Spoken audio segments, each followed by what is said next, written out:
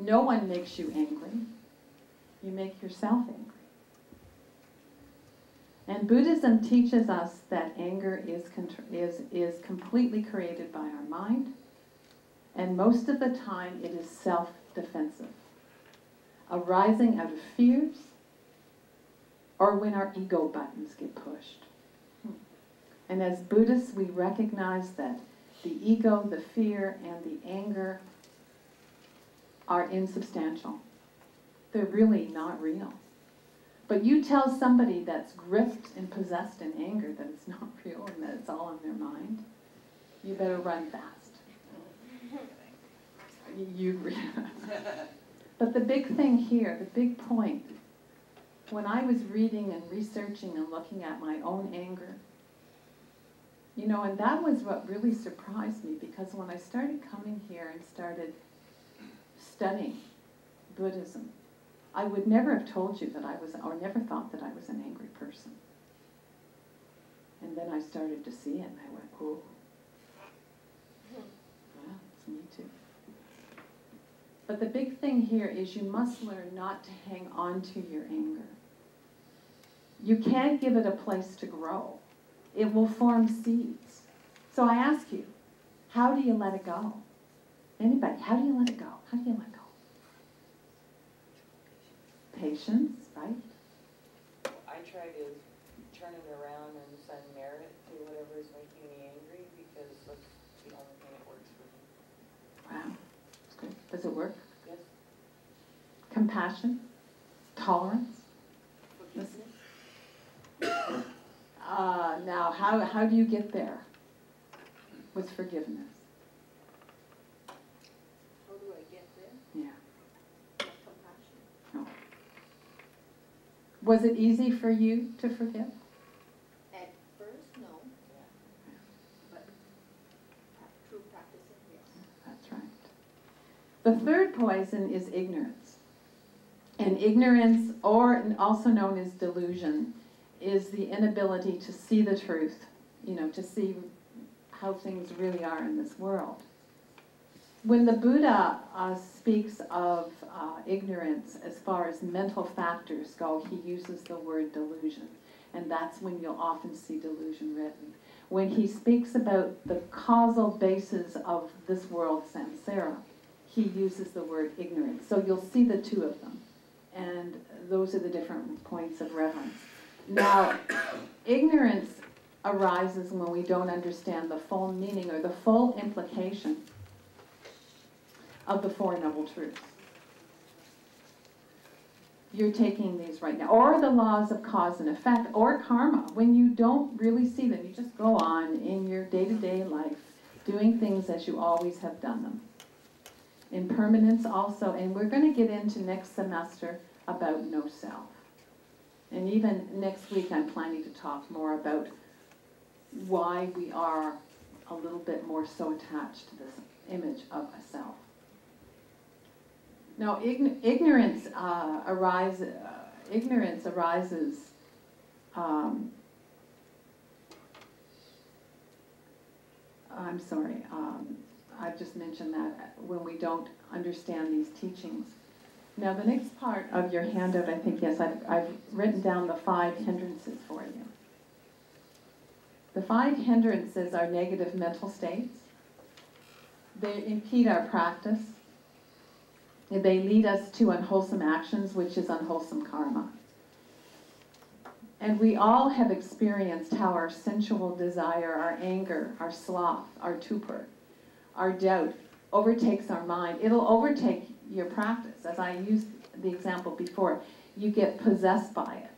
This is where your obsessions, compulsions, addictions, desires, they go wild, they go out of control. I used the example last week. I smoked. I started when I was 15. You might be all shocked. But back then my whole family smoked. It was a societal thing. It was quite acceptable. There wasn't the stigma attached. There wasn't the knowledge of secondhand smoking. And so at 15 I started to smoke. And then in the 70s I wanted to quit. It took me 5 tries. finally was successful. My 5th attempt was in 1980. But the first week, the nicotine was out of the system, but the next 10 years, it was breaking the habit. Pick up the telephone, light a cigarette, have a cup of coffee, have a cigarette. It was socially acceptable. What finally got me, and this is often the case, it takes something profound to break an obsession, a habit like this. And I had just gotten out of the shower, had a cigarette, and I could smell my hair. It was all smoky. I opened my closet and all my clothes smelled like stale cigarette smoke, and that was enough. I went to the doctor that time and got some help. But it's the same with anything. If you hang on to anger and rage issues, it's hard. Not easy. So basically, when we look at sensual desire on your handout there, we're dealing with sensory perception. These are your 6 senses. What are those, Brian? Sight is the first one. Then taste, touch, smell, and the mind. Mind, objects, thoughts, things like that. Exactly. Ill will, as I've already said, is based on anger, issues, hatred, rage, animosity. Sloth and torpor, restlessness, remorse. These all have enormous potency. They're very difficult to break the grasp of. They're really hard. And in some cases we take, and I mentioned this last week, perverse pleasure in doing this. You'll say, well, look at the kids that go out Thursday night to party and they end up with a hangover. And they say, well, okay, I'm going to go out next Thursday, but I'm not going to have a hangover. I'm only going to limit my drinks. But then they end up drinking more, they get the hangover, and the next morning, oh, I've got a hangover. So we take perverse pleasure in the results of these. Or we nurture a desire for an inappropriate person, like Fatal Attraction, the movie.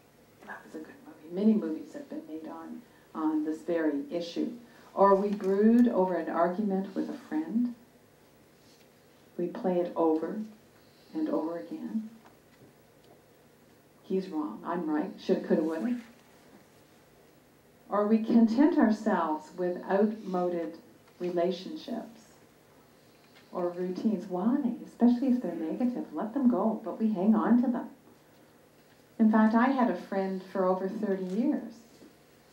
And I thought over the wintertime, why? Yes, I'm being beneficial with her, but it's not successful for me, so I let it go. That was 30 years. That took me a long time. Hey, I'm in my 60s. I'm really programmed. It takes that much longer. Or we second guess every decision we make. Have you done that? Absolutely. Why did I do that? Shouldn't have done that. Shouldn't have bought that. No. Or we're consumed by doubts. My goodness. Why did I do that? So on your handout, looking at the first page,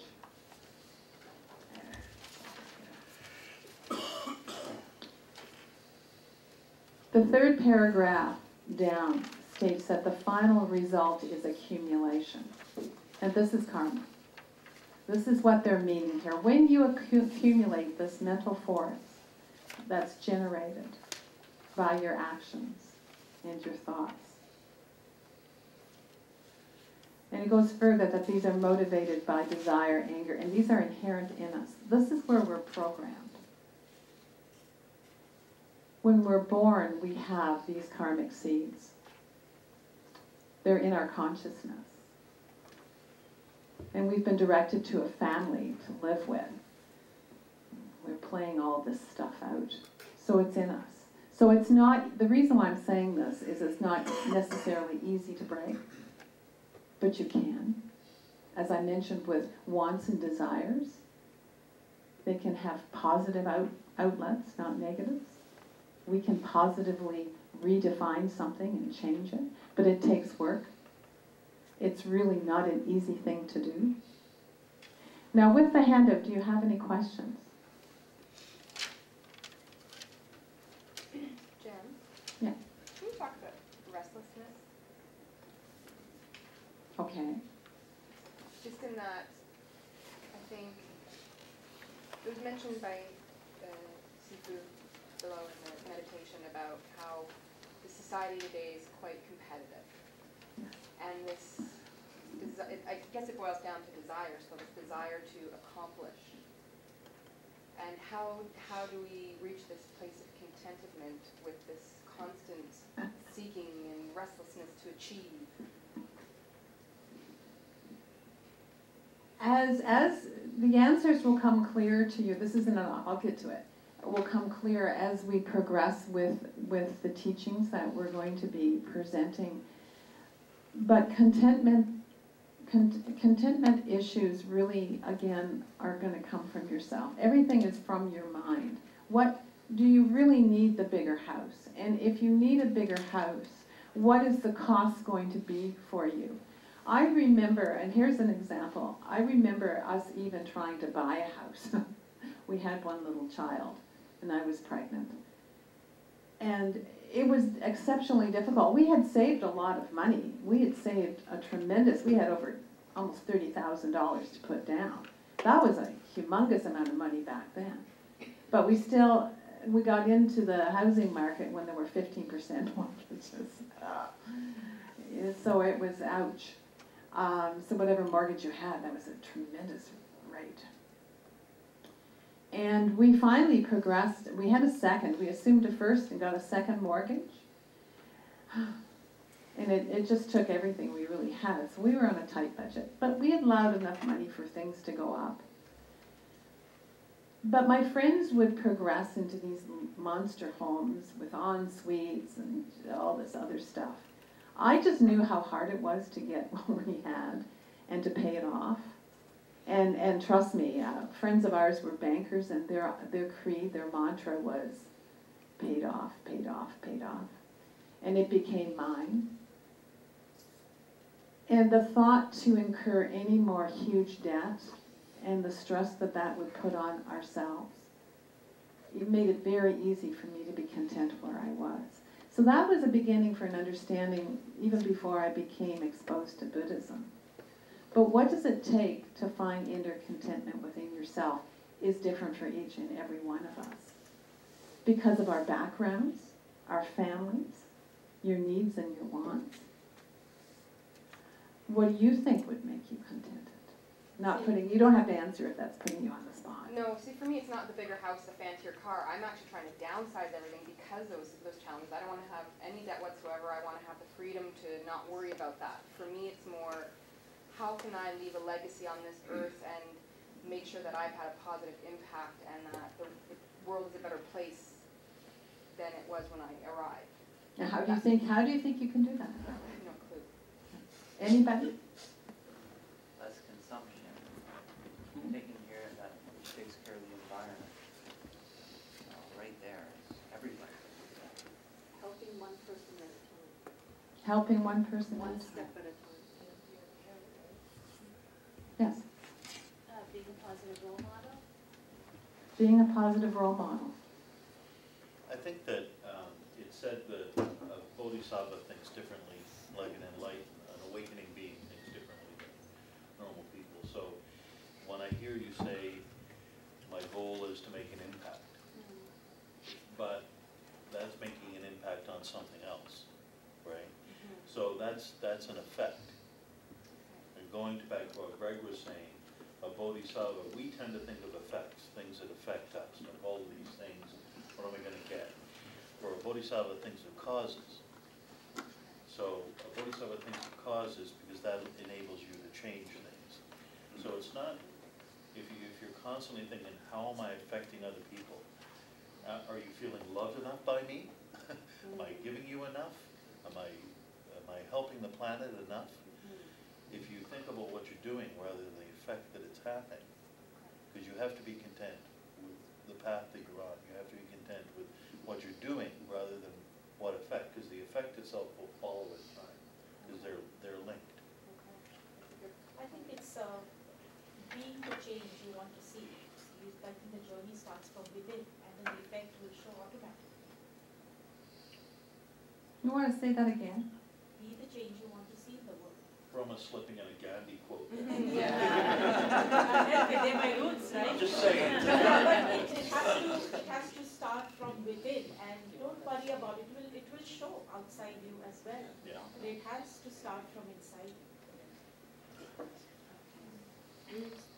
Well, just a lot of people in this room are probably parents, right?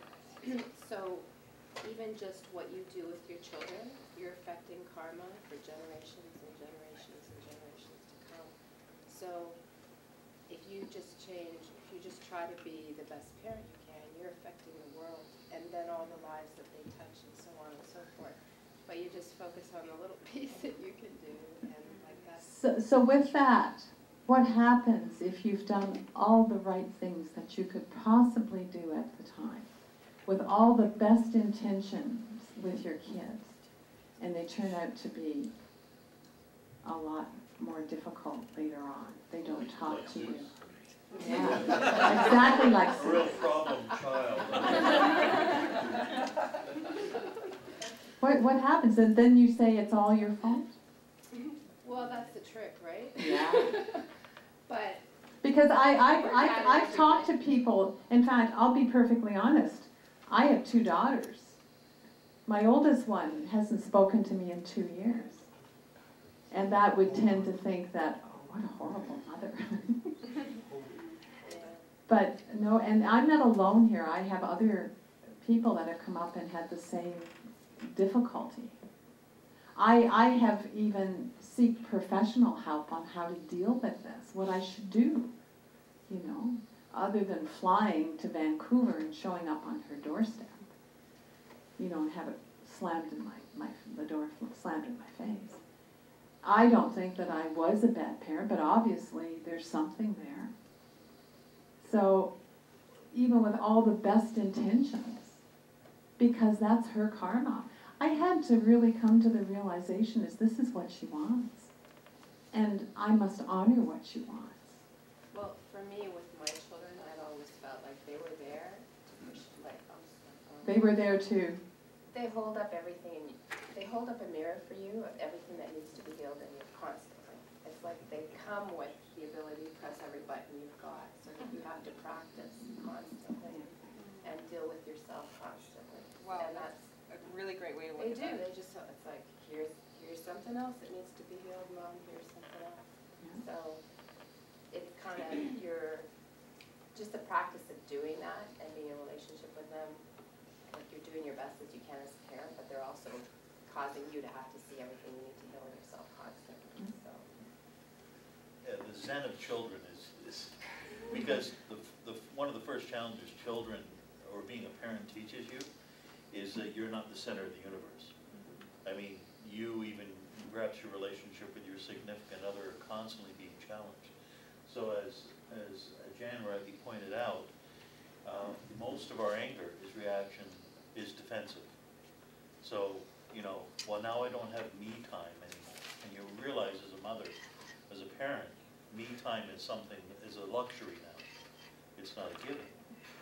But even more so, restlessness, when it's talking about one of the 5 hindrances, it's also talking about something as simple as when you're sitting down to meditate, there's something I should be doing. Everybody has that feeling, right? You sit down, there's something I should be doing. There's something I should be thinking about. There's something I should have, get, want to make me more complete. And that's that feeling of restlessness that becomes habitual. You never get a chance to settle down. Or just to be able to disengage from your thoughts to meditate. That's right, that's right, that's right. Tangle. That's right, and it's the same thing, you have to look at these in the proper perspective. The 5th hindrance is doubt. So when Andy was talking to us about the 4 reliances, he's saying you should doubt, you should investigate, you should question. But the doubt that's being spoken about here is once you're sure of something, once you've learned the Dharma and know that it to be true, the things that are at the very very base of your very being, you know are absolutely true, to then doubt them, that's the doubt that's a hindrance. Right?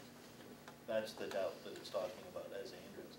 Not doubting about what you don't know, it's doubting the things that you do know to be true. Like this microphone doesn't work. The other thing too, going to what I said in the very beginning about restlessness, is really giving yourself permission to stop.